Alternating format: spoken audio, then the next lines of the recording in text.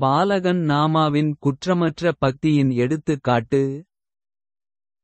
ஒரு குழந்தையின் எதிர்காலம் தொட்டிலிலேயே தெரியும் என்ற ஒரு பிரபலமான பழமொழி உண்டு. அதாவது, ஒரு குழந்தையின் செயல்கள் மற்றும் நடத்தையை பார்ப்பதன் மூலம் அவரது எதிர்காலம் எப்படி இருக்கும், அவரது வாழ்க்கை எந்த மதிப்புகளை அடிப்படையாகக் கொண்டது என்பதை ஒருவர் யூகிக்க முடியும்.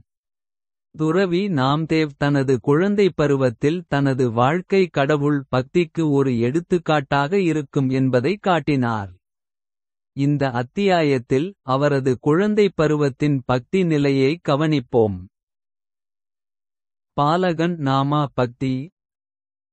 நாம்தேவ்ஜியை சிறுவயதில் அனைவரும் அன்பாக நாமா என்று அழைத்தனர்.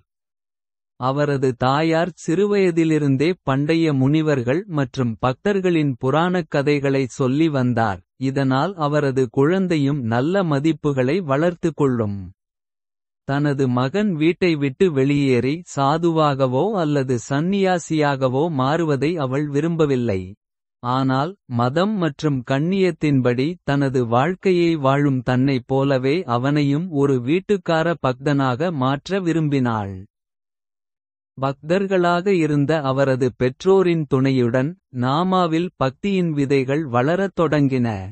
அவர் தனது தந்தையுடன் ஒவ்வொரு நாளும் விட்டலின் கோவிலுக்கு செல்வார்.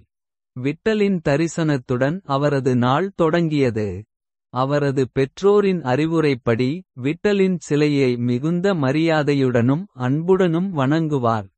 குழந்தைகள் மிகவும் விளையாட்டுத்தனமாக இருந்தாலும் நாமாவின் கவனம் சிறு வயதிலிருந்தே இருந்தது. விட்டலின் சிலையை பார்த்தவுடன் அவரது கண்கள் அதன் மீது நிலைத்திருக்கும். அவர் அந்த சிலையை பல மணி நேரம் தொடர்ந்து பார்ப்பார். விட்டலின் கண்களை பார்ப்பார். கூப்பிய கைகளுடன் அவர் முன் வணங்குவார். கோவிலில் உள்ள பஜனைகளிலும் கீர்த்தனைகளிலும் நாமா லயித்னது போவார். பஜனைகளின் வார்த்தைகள் அவரது காதுகளை அடைந்தவுடன் அவர் தனது சிறிய கைகளால் கைதட்டத் தொடங்குவார். கடவுளின் ஆரத்தியின் போது அவரது உற்சாகம் இன்னும் அதிகரித்தது. விரைவில் அவர் நடக்க முயற்சிக்கத் தொடங்கினார். படிப்படியாக அவரும் ஓடத் தொடங்கினார். அவரது நண்பர்கள் விளையாடுவதில் மும்முரமாக இருந்தபோது பாலகன் நாம்தேவ் பஜனைகளிலும் கீர்த்தனைகளிலும் விட்டலின் சிலையை பார்ப்பதிலும் மும்முரமாக இருந்தார். மற்ற குழந்தைகளுக்கு கேளிக்கை மற்றும் விளையாட்டுகளின் மதிப்புகள் கற்பிக்கப்படும் அதே வேளையில் நாமாவின் உள்ளுக்குள் பக்தியின் மதிப்புகள் கற்பிக்கப்பட்டன. அது அவருடைய இதயத்தை இரக்கத்தாலும் அன்பாலும் நிரப்பியது. இது மகாராஷ்டிர மண்ணில் ஒரு மகா துறவியின் பிறப்புக்கு முன்னோடியாக அமைந்தது. கர்ப்ப சம்ஸ்காரங்களின் விளைவு குழந்தை மீது. தாயின் மனநிலையால் பிறக்காத குழந்தையின் மீது உருவாகும் முதல் சம்ஸ்காரங்கள் மிகவும் முக்கியமானவை என்பதை யார் அறியமாட்டார்கள். ஒரு வகையில் அவை குழந்தையின் ஆளுமை மற்றும் சிந்தனையின் அடித்தளமாகும். அதனால்தான் ஒரு கர்ப்பிணித் தாய் சத்சங்கத்தில் கலந்து கொள்ளச் சொல்லப்படுகிறது. நல்ல விஷயங்களைக் கேட்பது, படிக்கவும், மகிழ்ச்சியாக இருக்கவும். இதனால் இவை அனைத்தும் அவளுடைய பிறக்காத குழந்தை மீதும் விளைவை ஏற்படுத்தும். உதாரணமாக, பக்த பிரஹ்லாதன் ஒரு அசுர குடும்பத்தில் பிறந்தார். ஆனால் அவரது கர்ப்ப காலம் உச்ச பக்தரான நாரத முனிவரின் ஆசிரமத்தில் கழிந்தது. அந்த ஆசிரமத்தின் பக்திச் சூழலும் நாரத முனிவரின் நாராயண நாராயண் என்ற தொடர்ச்சியான மந்திர உச்சாடனமும் பிரஹ்லாதனின் உள்ளத்தில் நாராயண பக்தியின் விதைகளை முளைக்கச் செய்தன. பாலகன் நாம்தேவுக்கும் இதே போன்ற அனுபவம் ஏற்பட்டது.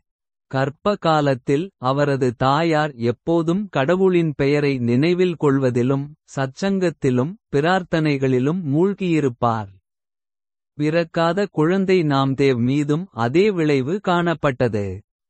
இங்கே புரிந்து கொள்ள வேண்டிய விஷயம் என்னவென்றால், உங்கள் எண்ணங்களும் சிந்தனையும் ஒரே நாளில் மாறாது.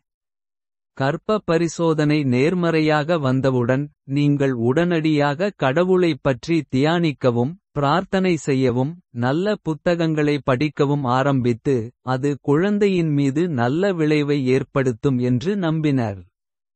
நாம்தேவின் தாய் கர்ப்பம் தரிப்பதற்கு முன்பே பக்தியில் மூழ்கி நேர்மறையாகச் சிந்திப்பாள். அதனால்தான் கர்ப்ப காலத்தில் கூட அவளால் எளிதாகச் சிந்திக்க முடிந்தது. மற்றவர்களை விமர்சிப்பதிலும் மற்றவர்களின் குறைபாடுகள் அல்லது குறைபாடுகள் குறித்தும் எப்போதும் கவனம் செலுத்தும் ஒரு பெண் கர்ப்ப காலத்திலும் அப்படியே இருப்பாள். இதன் விளைவாக அதே சம்ஸ்காரங்கள் அவளுடைய குழந்தையிலும் வரும். எனவே உங்கள் அடுத்த தலைமுறை நல்லொழுக்கமுள்ளவர்களாகவும் நல்ல குணமுள்ளவர்களாகவும் இருக்க நீங்கள் காலப்போக்கில் உங்களை அப்படி மாற்றிக்கொள்ள வேண்டும். சத்யசங்கத்தின் முக்கியத்துவம்.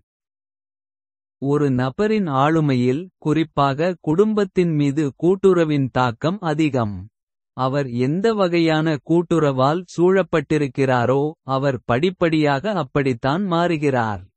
சந்த் நாம்தேவின் சூழலிலும் இது உண்மை. சந்த் நாம்தேவ் சிறுவயதிலிருந்தே அவரது இதயத்தில் பக்தி உணர்வுகளைக் கொண்டிருந்தார். இதற்குக் காரணம் அவர் தனது குடும்பத்தில் கண்ட சத்யசங்கம்தான். கர்ப்ப காலத்தில் குடும்ப உறுப்பினர்கள் அனைவரும் குழந்தையின் மதிப்புகளைப் பற்றி மிகவும் விழிப்புடன் இருப்பார்கள். ஆனால் குழந்தை கருப்பையிலிருந்து வெளியே வந்த பிறகு அவர்கள் தங்கள் பழைய பழக்கங்களை மீண்டும் செய்கிறார்கள். ஒவ்வொரு பெற்றோரும் தங்கள் குழந்தைகளுக்கு நல்ல மதிப்புகள் இருக்க வேண்டும். அவர்கள் நல்ல குணங்களை வளர்த்துக் கொள்ள வேண்டும் என்று விரும்புகிறார்கள். இதற்காக அவர்கள் குழந்தைக்கு நிறைய அறிவுரைகளையும் வழங்குகிறார்கள். இதைச் செய், இதைச் செய்யாதே, இப்படி ஆகு.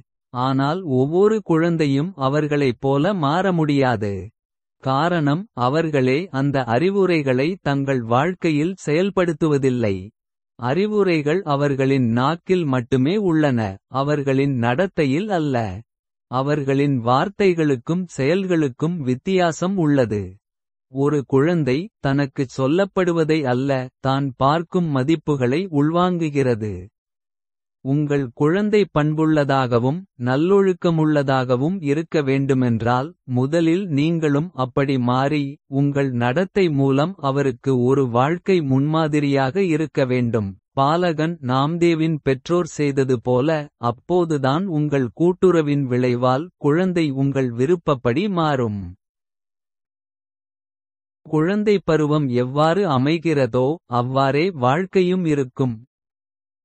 ஒரு நபர் தனது குழந்தை பருவத்தில் பெறும் நிரலாக்கம் அவரது வாழ்க்கையை இறுதிவரை பாதிக்கிறது என்பதை உளவியல் நிரூபித்துள்ளது. அதற்கேற்ப நிகழ்வுகள் அவரது வாழ்க்கையில் நடக்கின்றன. அந்த வகையான மக்கள் அவரது வாழ்க்கையில் ஈர்க்கப்படுகிறார்கள். குழந்தை பருவத்திலிருந்தே நீங்கள் புனிதம், தூய்மை, அமைதி மற்றும் பக்தி போன்ற மதிப்புகளால் நிரப்பப்பட்டிருந்தால் அவை எப்போதும் உங்கள் வாழ்க்கையில் ஒரு விளைவை ஏற்படுத்தும். ஆனால் பேராசை மற்றும் பொறாமை போன்ற மதிப்புகள் உங்கள் மனதில் ஆழமாக பதிந்திருந்தால் அதன் எதிர்மறை விளைவு உங்கள் வாழ்க்கையிலும் தெரியும். சந்த் நாம்தேவின் குழந்தை பருவம் விட்டல் மீதான பக்தியால் நிறைந்திருந்தது. எனவே விட்டல் மீதான பக்தியின் சம்ஸ்காரம் அவரது உள்மனதை மிகவும் ஆழமாக அடைந்தது. அவரது வாழ்க்கையே பக்தியால் நிறைந்தது. ஜனாபாய், சந்த் தியானேஸ்வர், விசோபா போன்ற சிறந்த ஆன்மாக்களின் துணையை அவர் பெற வேண்டியிருந்தது. இதன் காரணமாக அவரது பக்தி அதன் இலக்கை அடையப் போகிறது. அடுத்த தொடரில் கடவுளுடனான முதல் நேரிடையான சந்திப்பு உமக்கே அர்ப்பணம் கேட்கலாம்.